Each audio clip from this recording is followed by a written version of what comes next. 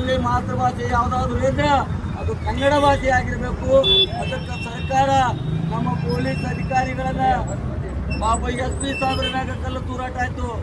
SP ಸಾಹೇಬ್ರ ಮ್ಯಾಗ ಕಲ್ಲು ತೂರಾಟ ಆದಾಗ ಅವರು ನಿರ್ಗತಿಕರು ಪಾಪ ಕಾನೂನು ಸುವ್ಯವಸ್ಥೆ ಕಾಪಾಡೋ ಸಂದರ್ಭದಲ್ಲಿ ಕಲ್ಲು ತೂರಾಟ ಮಾಡಿದ ಸಂದರ್ಭದಲ್ಲಿ ಸರ್ಕಾರ ಅದನ್ನ ಅಧಿಕಾರಿಗಳು ಮುಚ್ಚಿಕೊಂಡ್ರು ಅಂತ ಸರ್ಕಾರ ಕಪಿಮುಚ್ಚಿಯಲ್ಲಿ ಇಟ್ಕೊಂಡು ಪೊಲೀಸ್ ಅಧಿಕಾರಿಗಳಿಗೆ ಒಂದು ಭಯದ ವಾತಾವರಣ ನಿರ್ಮಾಣ ಮಾಡಾಕತ್ತಾರ. ಪೊಲೀಸ್ ಅಧಿಕಾರಿಗಳಿಗೆ ಏನಂತಂದ್ರೆ ಅವ್ರನ್ನ ಅಲ್ಲೇ ಹತ್ತಿಕ್ಕುವಂತ ಕೆಲಸ ಮಾಡ್ರಿ, ಅವ್ರನ್ನ ಏನು ಇದು ಮಾಡಬೇಡ್ರಿ. ಇಲ್ಲ ಪೊಲೀಸರಿಗೆ ಫುಲ್ ಬಂದೋಬಸ್ತ್ ಏನಾದರೂ ನೀವು ಒಂದೇ ಒಂದು ತಾಸು ನೀಡಿದ್ರೆ ಹಿಂದೂ ಆಗಿರಲಿ ಮುಸಲ್ಮಾನ್ ಆಗಿರಲಿ ಯಾವುದೇ ದೇಶದ್ರೋಹಿ ಚಟುವಟಿಕೆ ಮಾಡ್ತಾರ ಅವನು ಒತ್ತು ನಿಲ್ಸಂತ ತಾಕತ್ ಯಾರಿಗಾದ್ರೆ ಅದು ನಮ್ಮ ಕರ್ನಾಟಕ ಪೊಲೀಸ್ ಅವರ ಶಕ್ತಿ ಐತಿ ಅಂತ ಮಾತನಾಡ್ತೀನಿ. ಆ ಶಕ್ತಿಯನ್ನು ಕುಗ್ಗಿಸಲು ಈ ರಾಜಕಾರಣಿಗಳು ನಡಬರ್ಕ್ ಬಂದು ಪಾಪ ಅವ್ರನ್ನೇ ಸಸ್ಪೆಂಡ್ ಮಾಡುವುದು, ಅವ್ರ ಮೇಲೆ ಕ್ರಮ ಜರುಗಿಸ್ತೀನಿ ಅಂತ ಹೇಳಿದ್ರಿಂದ ಭಯದ ವಾತಾವರಣ ನಿರ್ಮಾಣ ಮಾಡತ್ತಾರೆ. ಅದಕ್ಕೆ ನಾವೆಲ್ಲರೂ ಕೂಡ ಮಹಾಪುರುಷರ ಛತ್ರಪತಿ ಶಿವಾಜಿ ಅವರಿಗೆ ಅಪ್ಪನ ಆಗ್ಯದಪ್ಪ ಅಂದ್ರೆ ಈ ಬರುವ ದಿನಮಾನಗಳಲ್ಲಿ ನಾವೆಲ್ಲರೂ ಕೂಡ ಛತ್ರಪತಿ ಶಿವಾಜಿ ಮಹಾರಾಜರು ಆಗಬೇಕು ಅಂತ ತಿಳಿಸಿದ ಈ ಮೂಲಕ ಎಚ್ಚರಿಕೆಯನ್ನು ರವಾನೆ ಮಾಡಿ ನಾನೊಂದು ಎರಡು ಮಾತು ಮುಗಿಸುತ್ತೇನೆ. ಜೈ ಬಸವೇಶ್ವರ, ಜೈ ಶಿವಾಜಿ.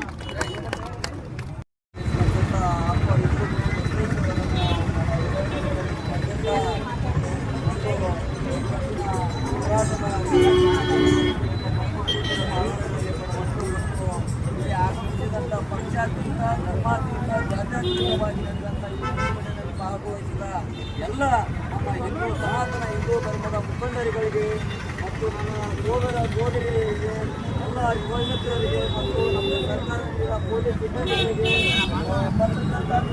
ಎಲ್ಲರಿಗೆ ಇದು ನೋಡ್ರಿ, ಪದೇ ಪದೇ ನಾವು ಭಾರತ ದೇಶದಲ್ಲಿದ್ದೇವೋ ಏನು ಪಾಕಿಸ್ತಾನದಲ್ಲಿದ್ದೇವೋ ಏನು ಬಾಂಗ್ಲಾದೇಶದಲ್ಲಿದ್ದೇವೋ ಅನ್ನೋದು ನಮಗೆ ತಿಳಿಯದಂತಾಗಿದೆ.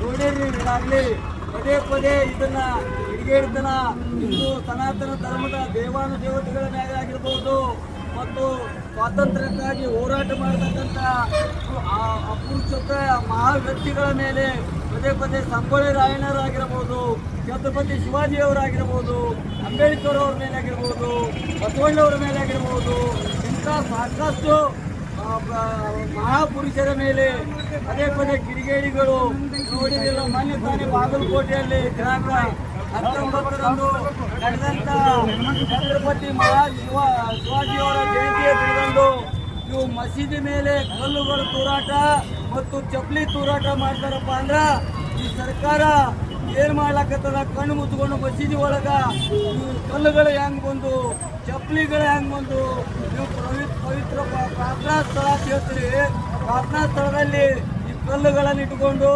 ಆಯುಧಗಳನ್ನ ಇಟ್ಕೊಂಡು ಚಪ್ಪಲಿಗಳನ್ನ ಮ್ಯಾಗ ಹಾಕೊಂಡು ಮಸೀದಿ ಮೇಲೆ ಕೂತ್ಕೊಂಡು ನೀವೇನಾದ್ರೂ ಪ್ರಾರ್ಥನೆ ಮಾಡ್ತೀರಾ ಅಂತ ಎಲ್ಲ ಮುಸಲ್ಮಾನರಿಗೆ ಹೇಳಾಕತ್ತಿಲ್ಲ. ನಾನು ಅಲ್ಲಿರ್ತಕ್ಕಂಥ ಕಲ್ಲನ್ನ ಎಸೆದಂತ ಚಪ್ಪಲಿಯನ್ನ ಎಸೆದಂತ ಕಿಡಿಗೇಡಿ ಮುಸಲ್ಮಾನರಿಗೆ ಹೇಳಾಕತ್ತೀನಿ. ಈ ದೇಶದಲ್ಲಿ ನಾನು ಹೇಳಾಕತ್ತೀನಿ ಅಂದ್ರ ಅಲ್ಲಿರ್ತಕ್ಕಂಥ ಮಸೀದಿಯ ಮೌಲಾನ್ಗಳು ಮತ್ತು ಆ ಚೇರ್ಮನ್ಗಳ ಮೇಲೆ ಕೇಸನ್ನ ನಮೂದನ ಮಾಡಬೇಕು.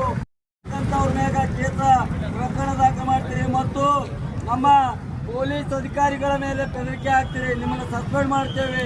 ಸನಾತನ ಧರ್ಮದ ಒಂದು ಯಾವುದಾದ್ರೂ ಒಂದು ಎಕ್ಸಾಂಪಲ್ ಹೇಳ್ತೀನಿ ನಿಮ್ಗೆ. ಒಂದು ರಂಜಾನ್ ಆಗಿರ್ಬೋದು, ಒಂದು ಮತ್ತು ಬಕ್ರೀದ್ ಆಗಿರ್ಬೋದು, ಒಂದು ಈದ್ ಮಿಲಾದ್ ಆಗಿರ್ಬೋದು, ನಿಮ್ಮ ಹಬ್ಬಗಳ ಮೇಲೆ ನಾವೇನಾದರೂ ಕಲ್ಲು ತೂರಾಟಕ್ಕೆ ತಯಾರಾದೆವು ಅಂದ್ರೆ ನಿಮ್ಮ ಹಬ್ಬ ಯಾವ ಹಬ್ಬ ಕೂಡ ಭಾರತಕ್ಕೆ ಯಾಕೆ ಹೇಳಕ್ಕೆ ಬಯಸ್ತೀರಪ್ಪ ಅಂದ್ರೆ ನಮ್ಮ ಸನಾತನ ಧರ್ಮದವರು ನೀವು ಪವಿತ್ರ ರಂಜಾನ್ ಹಬ್ಬದಿಂದ ಸಾವಿರಾರು ಸಂಖ್ಯೆಯಲ್ಲಿ ನೀವು ನಮಾಜ್ ಹೋಗುವ ಸಂದರ್ಭದಲ್ಲಿ ನಾವು ನಿಮಗೆ ಯಾವುದೇ ಅಡೆತಡೆಗಳನ್ನ ಮಾಡಿಲ್ಲ. ಮತ್ತು ಇದು ಮೊಹರಂದಲ್ಲಿ ಕೂಡ ನಿಮ್ಮ ಜೊತೆ ನಾವು ಅಣ್ಣ ತಮ್ಮರು ನಮ್ಮ ದೇಶಕ್ಕಾಗಿ ಯಾರು ನಮ್ಮ ದೇಶಕ್ಕಾಗಿ ನೀವು ಪ್ರೀತಿ ಮಾಡ್ತೀರಿ, ನಾವು ನಿಮ್ಮ ಜೊತೆ ಎಲ್ಲರ ಜೊತೆ ಇದ್ದೇವೆ. ಕೆಲವೊಂದು ಕಿಡಿಗೇಡಿ ಮುಸಲ್ಮಾನರು ಮಾತ್ರ ಈ ಕೃತ್ಯವನ್ನು ಎಸಗಿದ್ದಾರ. ಅವರನ್ನ ಎಲ್ಲ ಮುಸಲ್ಮಾನರ ಚೇರ್ಮನ್ಗಳಾಗಿರ್ಬೋದು, ಮೌಲಾನಗಳಾಗಿರ್ಬೋದು, ಅವರು ಹದ್ವತ್ತಿನಲ್ಲಿ ಇಟ್ಕೊಂಡು ದೇಶದ ಮುನ್ನಡೆಯಕ್ಕೆ ಅವಕಾಶ ಮಾಡಿಕೊಡ್ಬೇಕು. ಮತ್ತು ದಿನೇಶ್ ಗುಂಡೂರಾವ್ ಅಂತ ನಿನ್ನೆ ನೋಡಿ ಏನು ಮಾಡ್ಯಾರ, ಸರ್ಕಾರಿ ಕಾರ್ಯಕ್ರಮದಲ್ಲಿ ಉರ್ದು ಭಾಷೆಯನ್ನು ಹಾಕ್ಲಾಕತ್ತಾರ.